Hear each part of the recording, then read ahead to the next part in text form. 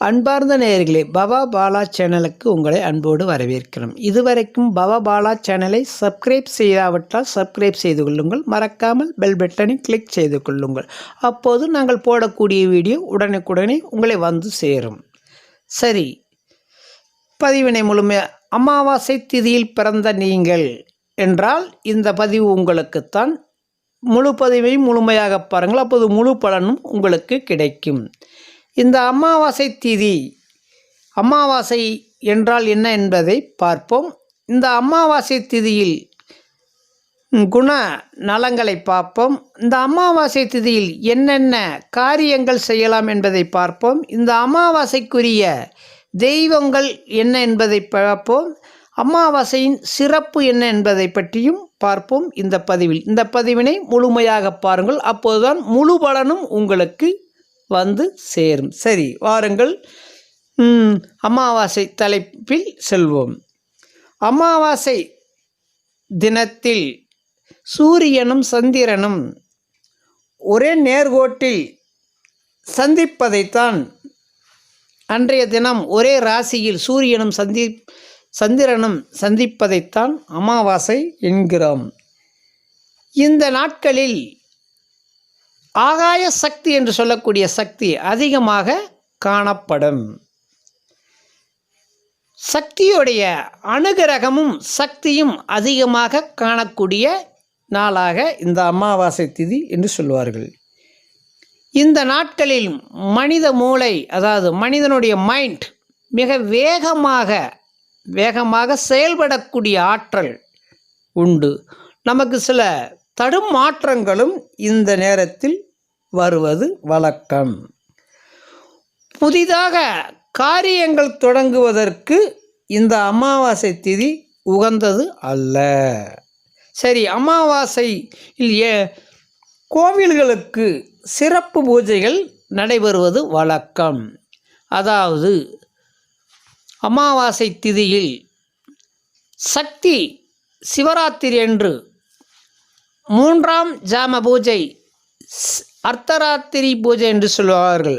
அந்த பூஜை சக்தி வழிபாடு அமாவாசை திதி என்று செய்வதன் மூலமாக நல்ல பலன்கள், அதில் கலந்து கொள்வதன் மூலமாக, அங்கு சென்று நாம் அந்த அபிஷேகத்தை பார்ப்பதன் மூலமாக சக்தியுடைய அனுகிரகம் நமக்கு முழுமையாக கிடைக்க அதிக வாய்ப்புகள் உள்ளது. இதை பற்றி பின்பும் பார்ப்போம். சரி, வாருங்கள். தெய்வ காரியங்களுக்கு உகந்த நாளாக அமாவாசை திதி சொல்லப்படுகிறது. இந்த அமாவாசை திதியில் தேவதைகள், மனிதர்கள் மற்றும் முன்னோர்கள் பூமிக்கு வருவதாக ஐதீகம் சொல்கிறார்கள். இந்த அமாவாசை திதியில் என்ன நாம் செய்யலாம் என்பதை பற்றி பார்ப்போம்.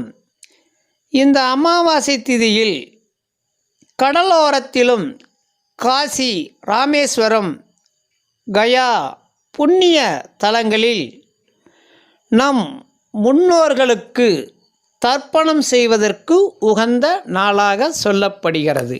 இந்த அமாவாசை என்பது அதாவது முன்னோர்களுக்கான வழிபடும் நாளாகவே கருதப்படுகிறது.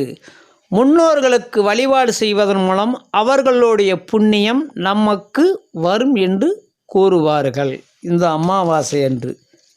இந்த அமாவாசை தினத்தில் பிறந்தவர்களுக்கான நல்ல குணநலங்கள், நல்ல திறமை உள்ளவர்களாக இருப்பவர்கள், சுயநலம் இல்லாதவராக இருப்பார்கள், தயாய, அதாவது பிறருக்கு உதவக்கூடிய நல்ல சிந்தனை குணம் உடையவர்களாக இருப்பார்கள், சத்தியத்தை தவறாதவர்களாக இருப்பவர்கள், திறமைகள் அங்கீகாரம் மிக தாமதமாகவும் லேட்டாகவும் கிடைப்பது இந்த அமாவாசை திதி உள்ளவர்களுக்குத்தான்.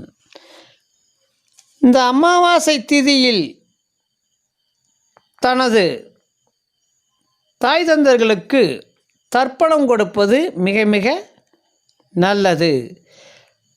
இந்த அமாவாசை திதியில் பிறந்தவர்கள் தாய் தந்தையரை மதித்து அவர்களை நல்ல வழியில் நடந்து கொள்வது இந்த அமாவாசை திதி உள்ளவர்களுடைய குணநலங்கள். எந்த நேரமும் ஏதேனும் ஒன்றை சிந்தித்து கொண்டே இருப்பவர்கள் இந்த அமாவாசை திதியில் பிறந்தவர்கள். பெற்றோரை நிறைய நேசிப்பவர்கள், மதிப்பவர்கள் இந்த அமாவாசை திதி உள்ளவர்கள். நுட்பமான விஷயத்தை அவர்கள் அதிகம் ஆர்வம் காட்டக்கூடியவர்கள். இது அனைத்தும் இந்த அமாவாசை திதியில் பிறந்தவர்களோ நல்ல குணங்கள். இந்த அமாவாசை திதி செய்யக்கூடாதவை என்னென்ன என்று பார்ப்போம். முன்னோர் இந்த அமாவாசை திதியில் பூமி பூஜை போடக்கூடாது, சுப நிகழ்ச்சிகள் செய்யக்கூடாது, நகைகள் வாங்கக்கூடாது, புதிய முயற்சிகள் செய்யக்கூடாது, புதிய வாகனம் வாங்கக்கூடாது, வீட்டு வாசலில் கோலம் கூட போடக்கூடாது. இது அனைத்தும் இந்த அமாவாசை திதியில் செய்யக்கூடாத செயலாகும். அமாவாசை திதியில் செய்யக்கூடிய நல்ல விஷயங்கள்: முன்னோர்களுக்கு திதி கொடுக்கலாம், குலதெய்வ வழிபாடுகள் செய்யலாம், திஷ்டி கழிக்கலாம், கோவிலுக்கு சென்று சிறப்பு வழிபாடும் பூஜையும் செய்யலாம். இது அனைத்தும் இந்த அமாவாசை திதியில் செய்யலாம். உங்களுடைய முன்னோர்களுக்கும் திதி கொடுக்கலாம். இது இந்த அமாவாசைக்கான திதிக்கான ஒரு நல்ல செயல்முறை ஆகும். சரி, இந்த அமாவாசை திதி பிறந்தவர்கள் நல்ல குணம் கொண்டவர்கள். சத்தியம் ஒரு வாக்கு கொடுத்தால் அதிலிருந்து அவர்கள் மீளமாட்டார்கள். சத்தியத்துக்காக தனது உயிரையே கொடுக்கக்கூட தயாராக இருப்பார்கள் இந்த அமாவாசை திதியில் பிறந்தவர்கள். இவர்கள் சமுதாயத்தில் நல்ல ஒரு புகழ் அடைய காலதாமதங்கள் ஏற்படுவது உண்டு இந்த அமாவாசை திதியில் பிறந்தவர்களுக்கு. இந்த அமாவாசை திதியில் உங்களுடைய முன்னோர்கள் வழிபாடு செய்வதன் மூலமாக அவர்கள் உங்களுக்கு நல்ல புண்ணியங்கள் உங்களுக்கு வந்து சேரும், நல்ல செயல்களும் நடைபெறும். இந்த அமாவாசை திதியில் பிறந்தவர்கள் சக்தி பூஜை வழிபாடு செய்வது மிக மிக முக்கியமான ஒரு பூஜையாக கருதப்படுகிறது.